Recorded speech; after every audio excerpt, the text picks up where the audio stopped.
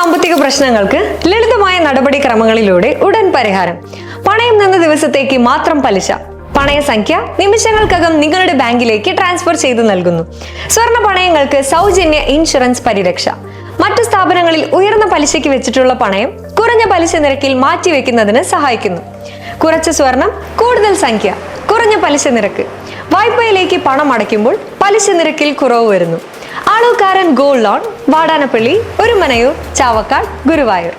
ഗുരുവായൂർ മണ്ഡലത്തിലെ നാട്ടുവാർത്തകളുമായി circle live news.